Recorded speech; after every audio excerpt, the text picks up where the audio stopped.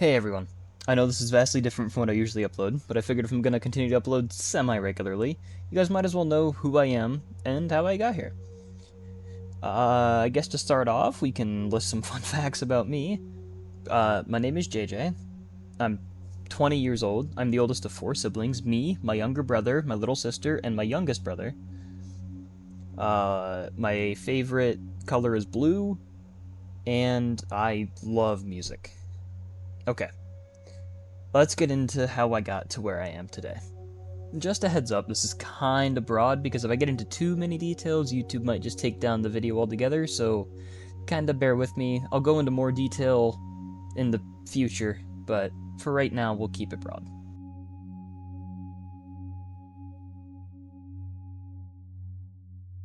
My childhood wasn't exactly the best. I never knew my father, but ever since I can remember, my mom had had a boyfriend. For the sake of my own preference and sanity, we'll refer to him as, well, him. But not like the him you hear about, who's like the best at everything, super popular person, everybody loves him. The him is in the guy who he enters a room and everyone looks at him and they're like, oh, it's him. Now, the reason for that is because he was a very bad person. There isn't really a way to sugarcoat it, so I'll just be straightforward. He was a woman and child abuser. Ever since I can remember, he would beat on me and belittle me for very, very minuscule things, and deny me seconds at dinner if I got dinner at all.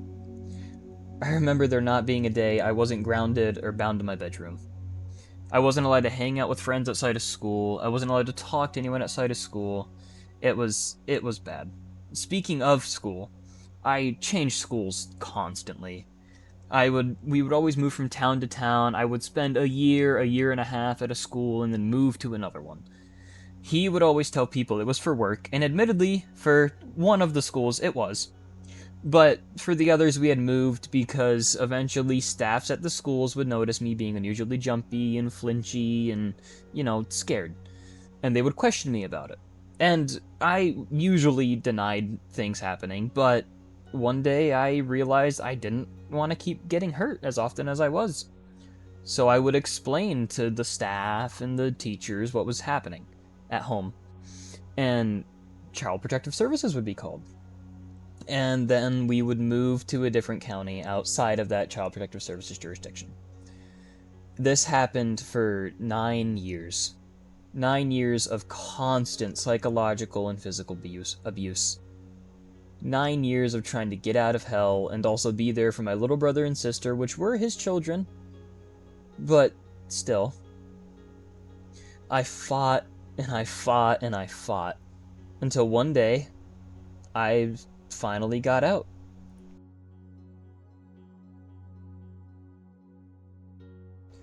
I had just started at a new school, but still one that I had gone to previously. I waited until one day during study hall and I walked straight to the office. I asked to see the superintendent, and as soon as I walked into his office, I just broke down. 9 years of suffering had just rushed out of me all at once. The 9 years of abuse and belittlement and starvation just all poured out of me. For the following weeks, me and the superintendent met with CPS in private at the school, and we would discuss the things he did, the things he said. It was rough. Eventually, I was sent to live with my grandmother, who we'll call Nana for simplicity's sake, and her husband in a small quiet town in northern Pennsylvania. Him wasn't sent to jail for his actions because there simply wasn't enough evidence, because he left no bruises on my body. All of my scars were in my brain in the various forms of traumas and fears, and the added malnutrition was enough evidence to get me to move in with Nana. But there simply wasn't enough evidence for him to be sent away for his crimes.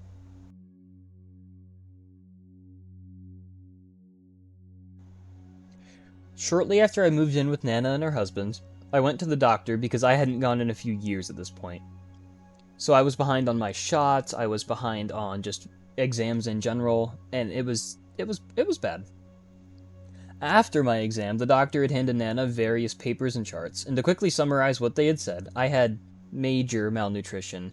I weighed 70 pounds at age 13, which, as you can imagine, is extremely underweight. And I had a pretty bad case of scoliosis due to said malnutrition.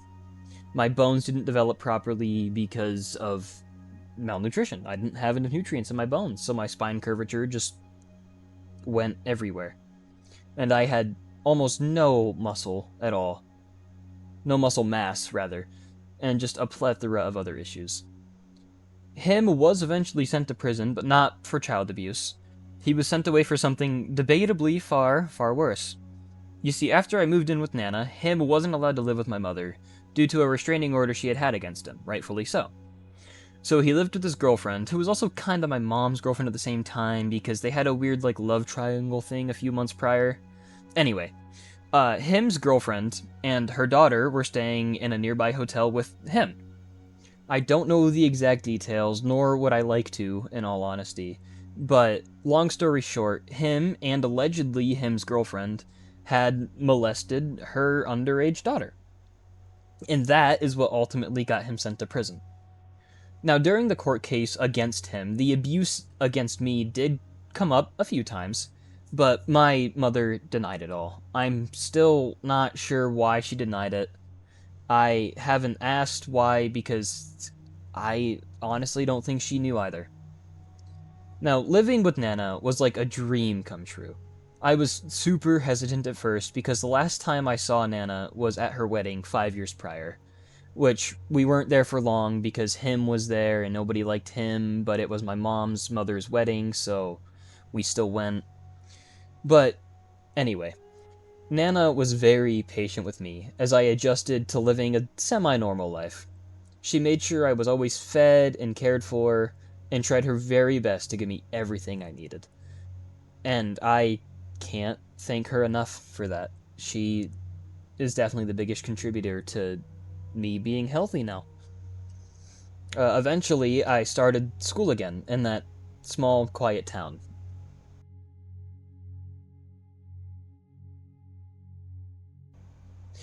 I was familiar with the new school that I was going to because I went there in preschool.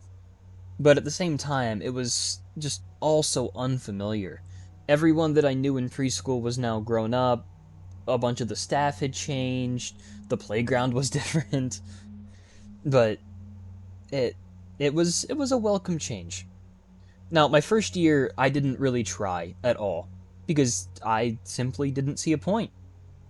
I was so locked into the mentality that I would eventually just move again, that I just never tried. I also didn't really make any friends in the first half of the school year because I didn't talk to anybody, and I was a really aggressive person, despite being light enough to get blown away by a strong gust of wind. Despite all the aggression and me being as anger-prone as I was, the staff at the school tried their absolute best to make me feel included and even hooked me up with the on-school therapist, who I didn't really visit my first year, admittedly. But sometime during the summer, between my 8th and 9th grade school year, something changed, and I stopped being so angry and aggressive. And because of that, 9th grade went much smoother than 8th grade. I made a lot of new friends, and I actually started trying in school. I also started talking to the on-school therapist, and it helped out a lot more than I cared to admit at the time. If you have an on-school therapist and you're going through anything, please, please go talk to them. They do help.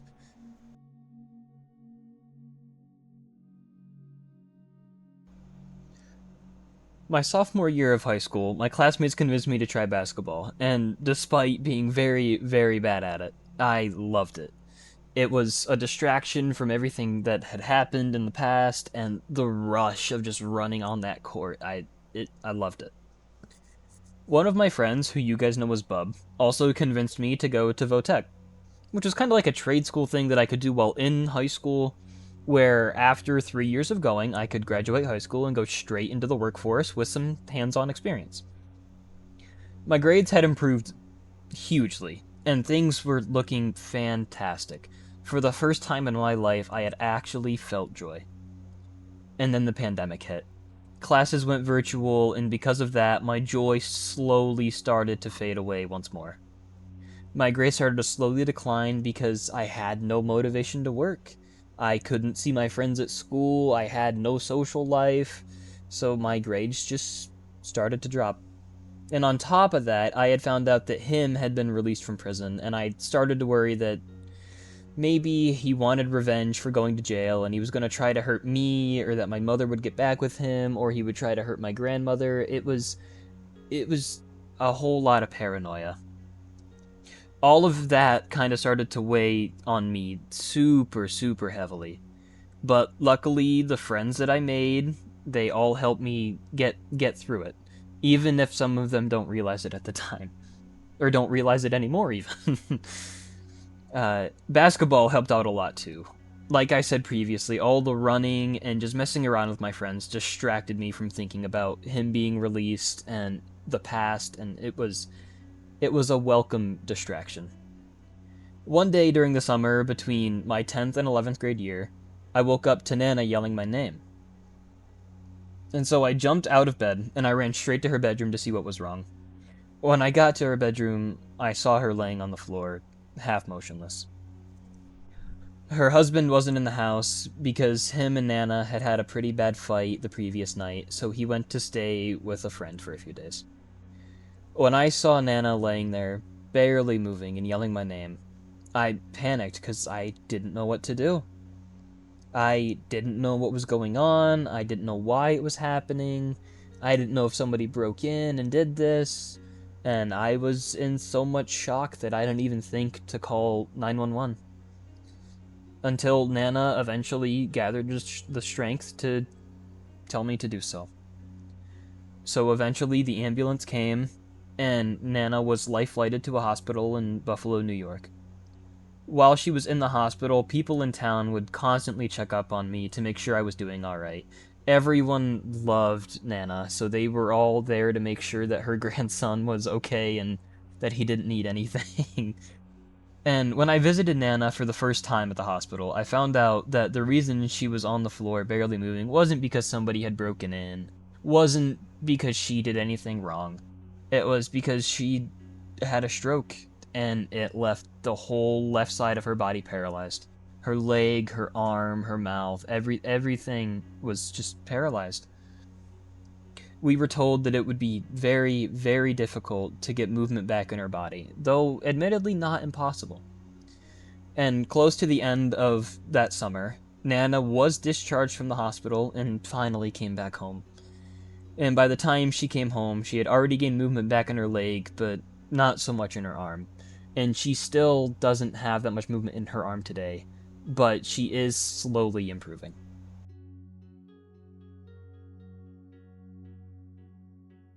The Christmas of my sophomore year, Nana had bought me a Nintendo Switch, and holy cow, did I fall in love with video games. They were a way for me to still talk to my friends outside of school during the pandemic, and I remember playing games with Bub and a few other friends, and those just being some of the best nights of my life. It was like a whole new world where I didn't have to worry about anything going wrong other than not beating a level of Mario or losing a battle in Pokemon. It was it was great. Video games brought so much joy into my life, and my imagination went wild. And then I downloaded YouTube on my Switch, and I fell in love with YouTube.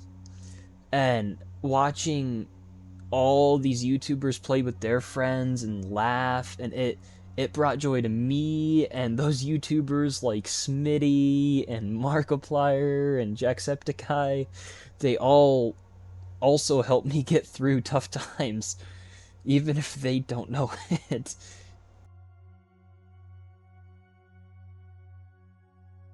Junior year was when things really took off for me. We went back to in-person school. I started participating more in my class fundraisers and went to more school events like dances and sports events and everything. Everyone would say hi to me when they saw me in the halls, and the little kids always wanted high fives from JJ. I would get on the bus in the morning, and the little kids would be like, JJ, high five! And I'm like, yeah! I was happy again, and my grades stayed steady A's and B's. I also took a woodshop class and psychology class. Those were my two favorite classes ever.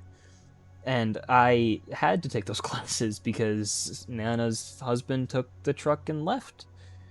So I had to leave Votech, and I took elective classes in the afternoons. Now, things were already rough at home leading up to Nana's husband leaving. He would constantly yell at Nana and me, and we found out that he was really bad into drugs, and he was seeing other women behind Nana's back, and so they got into a fight, and then eventually he packed his things and left. And then it was just me and Nana until my mom moved in with us to help take care of Nana, because I was a junior in high school and couldn't really do much in a small town. However, my mom also had some pretty serious drug issues, and would find herself in rehab after rehab after rehab. And as you can imagine, I was pretty stressed with everything that was happening, but once again, my friends were super supportive, and they tried their very best to help me get through all this. While their support did help, don't get me wrong, I'm super thankful that I had them. There was another reason I never lost hope, and that reason was a girl.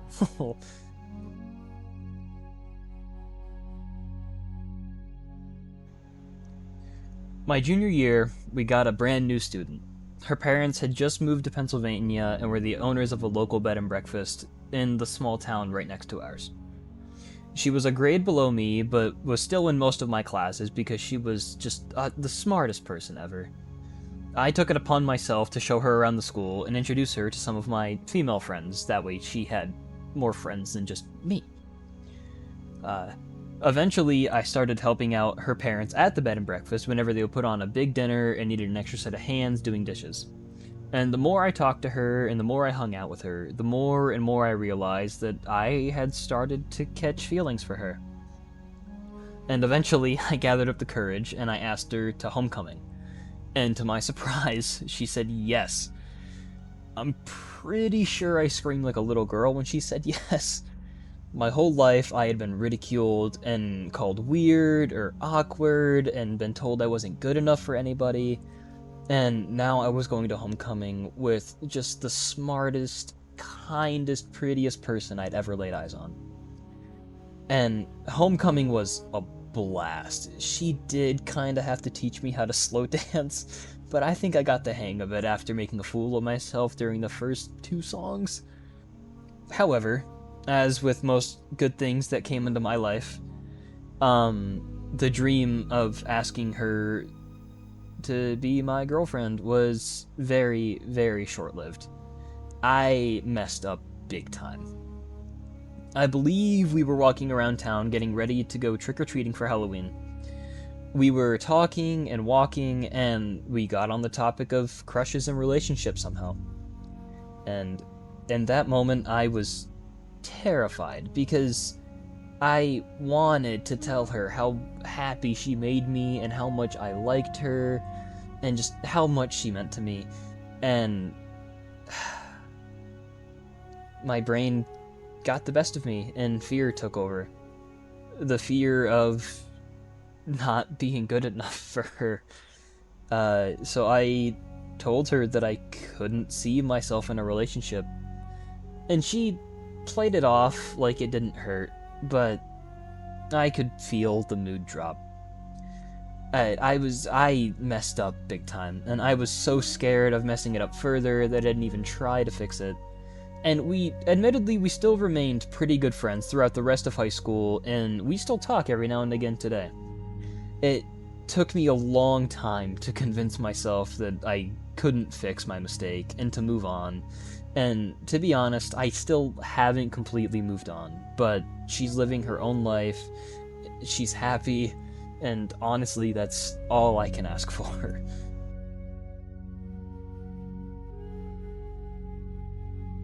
Senior year was a roller coaster for sure. There were issues with my mom not going to visit my youngest brother and little sister due to drug usage and questionable boyfriend choices. I was in my last year of basketball. I stopped talking to a therapist because I found my own ways to cope with everything through listening to music, talking with friends, playing games, watching YouTube. It was my last year of high school, and I was going to make it worth it, is what I told myself. Admittedly, there were moments that stood out as really fun and super memorable, like my senior trip and my senior prom. But other than that, it was just another school year. I went to school, I got good grades, I went home, and yeah. And for our senior trip, we went to Orlando, Florida, and it was my first time actually hanging out with almost my whole class, and only my second time ever leaving the state of Pennsylvania.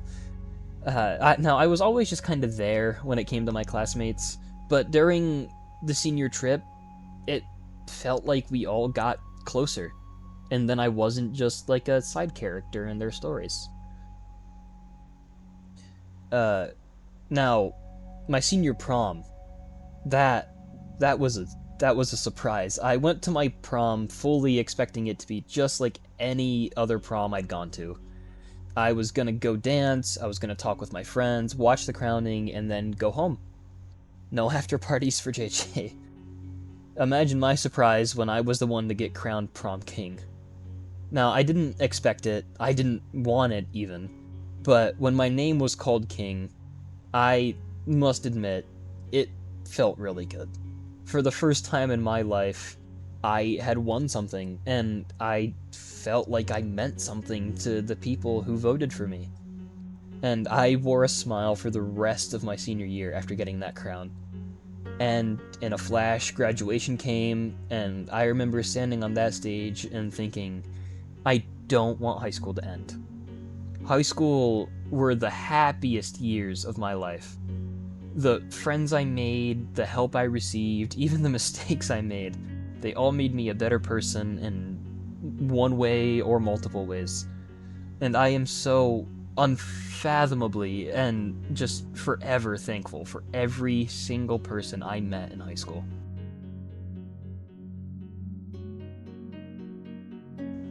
The summer after high school, I decided to take a break, because I realized I didn't know what I wanted to do with my life. Part of me wanted to stay and take care of Nana and be there for my younger brother and sister, but the other part of me wanted to help people that had gone through things similar to what I went through. I was working as a dishwasher at the time at a little local restaurant, but I quit because I got a job working at the school over the summer. The job was just me and two other people taking everything out of classrooms. That way they could be re-waxed, and then once the wax dried, we would go back to the school and we would put everything back in the classrooms. And we did this for the whole summer, throughout the whole school. And after summer was over, the school staff knew that I didn't know what I wanted to do with my life, so they offered me a janitorial position, working after school, just sweeping, mopping, etc., until I figured out what I wanted to do. And I accepted almost immediately, and started working just about a week after. I enjoyed working at the school because, again, it was a distraction from all the stress in my life. Most days I wouldn't even take a break to eat lunch. I would just work and work until I was done and then leave. And while I was working during the summer, before I started at the school, the trailer that me and Nana had lived in had kept just falling apart into more and more disrepair. The floors were starting to rot, the power would go out randomly, and worst of all, we had no water. Like, the water was just gone in the whole second half of the summer, and we still didn't have any until halfway through the following school year when I was working at the school part-time. I relied on the school locker room showers, which admittedly weren't the best, but I was just happy to be able to shower at all, whenever I could. Obviously, if there was a basketball game or something, I couldn't shower. Also, during the summer, my mom had moved back in with us, and she was starting to show real promise staying clean. But Nana didn't want to live in a trailer that was in constant disrepair, so she moved to an apartment complex in the town over. At some point during my time working at the school, I finally realized what I wanted to do. I wanted to help people.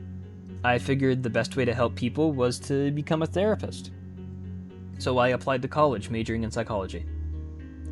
Pretty soon, I got the confirmation letter in the mail saying that I was accepted, and I was to start in the fall of 2025. I worked at the school for the rest of the year and June of the following summer. And in June, I made the big decision to finally move out of the trailer and move in with my brother and his parents because they lived closer to the college I planned on going to. It was a little weird adjusting to a new environment after not moving for as long as I didn't move. But eventually I settled in, and they treated me like I was a regular member of the family. And the whole rest of the summer was spent buying all the things I would need for college, like a microwave, a laptop, a mini fridge, etc.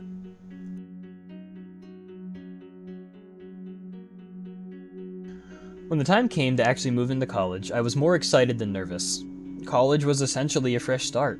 No one would know who I was or what I had gone through, and I didn't really want anybody to. I wanted people to talk to me for me, not because they felt bad. My roommate was a really cool guy, and even though we didn't really talk much outside of lunch or whenever we both saw each other in the dorm room, either before we went to bed or in the morning before classes, I still like to consider both him and his girlfriend my friends. About halfway through my first semester, I got a call from the legal guardians of my youngest brother and little sister, saying that my mom wasn't visiting anymore.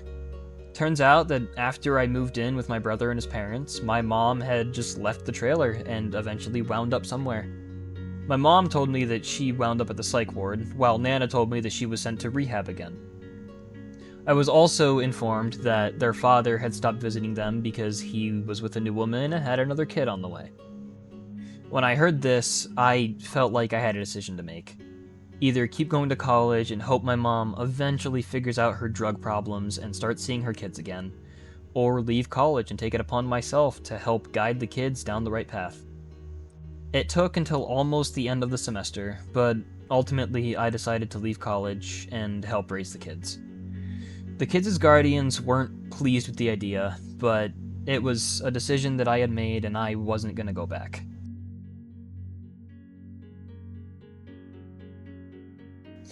After I left college to help take care of the kids, I moved back in with my brother and his parents, and I went to visit the kids as often as I could.